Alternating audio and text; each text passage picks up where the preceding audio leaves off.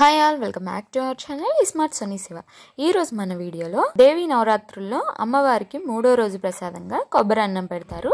So ఈ కమ్మనైన కొబ్బరి అన్నాన్ని ఎలా చేసుకోవాలో ఈజీ వేలో ఈజీ ప్రాసెస్లో చూపించబోతున్నాను. ఈ వీడియోలో నేను చెప్పే కొలతలతో నేను చెప్పే ప్రాసెస్లో చేసి చూడండి, చాలా అద్భుతంగా కుదురుతుంది. వీడియోని స్కిప్ చేయకుండా లాస్ట్ వరకు చూసేయండి. ఈ కమ్మనైన కొబ్బరి అన్నాన్ని ఎలా చేసుకోవాలో చూసేద్దాం పదండి. ముందుగా కొబ్బరి అన్నం చేయడానికి కావాల్సిన ఇంగ్రీడియంట్ ఏంటంటే మెయిన్గా కొబ్బరికాయ కావాలి కదా. సో కొబ్బరికాయని తీసుకొని కొబ్బరికాయని పగలగొట్టుకోవాలన్నమాట. సో పగలగొట్టుకున్న తర్వాత వాటర్ని సపరేట్ చేసేసి కొబ్బరిని కూడా సపరేట్ చేసుకోవాలి మనం. సో నేను తీసుకున్న కొబ్బరికాయ చాలా పెద్దగా ఉంది, అందుకని నేను ఒక చిప్పే వాడుతున్నాను. సో ఒక చిప్ప తీసుకున్న కొబ్బరికాయని చిన్న ముక్కలుగా కట్ చేసుకోవాలి. కొబ్బరిని కట్ చేసుకొని మిక్సీ జార్లో వేసేసుకొని వాటర్ వేసుకొని మెత్తగా మిక్సీ పట్టుకొని కొబ్బరి పాలని సపరేట్ చేసుకోవాలి.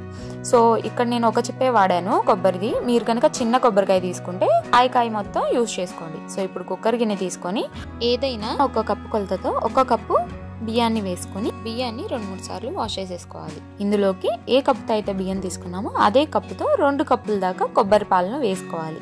సో కొబ్బరి పాలు కూడా వేసేసుకున్న తర్వాత రుచికి సరిపడా ఉప్పు వేసుకోండి. నేనైతే 1/2 టీ స్పూన్ ఉప్పు వేసాను. ఇప్పుడు ఇందులోకి 1 టీ స్పూన్ దాకా ఆయిల్ వేసుకొని కుక్కర్ మూత పెట్టేసుకొని మీడియం ఫ్లేమ్లో 2 విజిల్స్ వచ్చేంత వరకు ఉడికించుకోవాలి.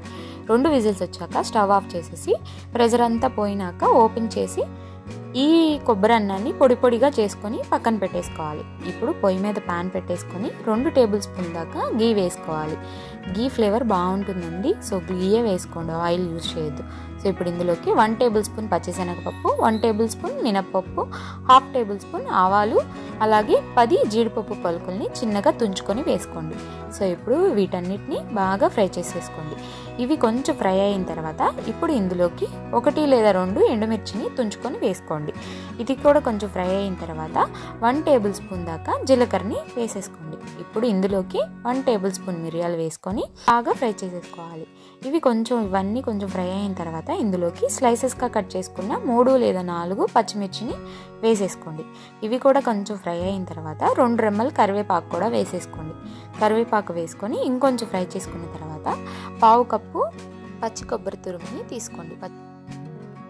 1/2 కప్పు నుంచి 1/2 కప్పు వరకు తీసుకోవచ్చండి, మన ఇష్టం అది. సో 1/2 కప్పు వేసుకున్న తర్వాత కొబ్బరిలో ఉన్న పచ్చిదనం మొత్తం పోయేంత వరకు బాగా ఫ్రై చేసేసుకోవాలి. ఇది ఫ్రై అవ్వడానికి 1 మినిట్ పడుతుంది, సిమ్లో పెట్టి ఫ్రై చేసుకోండి. ఇది ఫ్రై అయిపోయిన తర్వాత 1/2 టీ స్పూన్ దాకా ఇంగువ వేసుకొని మళ్ళీ అంతా ఒకసారి కలిపేసుకొని మనం ముందుగా రెడీ చేసి పెట్టుకున్న కొబ్బరి అన్నాన్ని వేసేసుకోవాలి.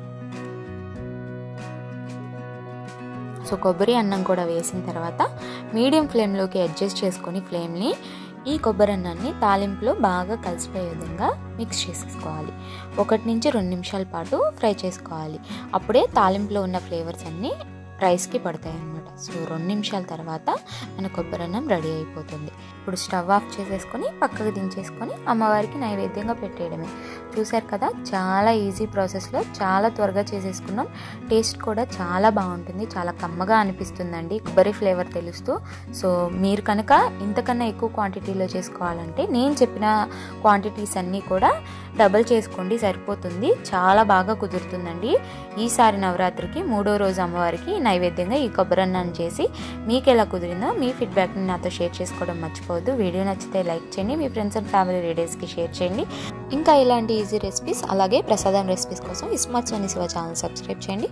అంతే, ఈ వీడియో మరో మంచి ప్రసాదం రెసిపీస్తో మళ్ళీ మీ ముందుకు వచ్చేస్తాను. Bye all.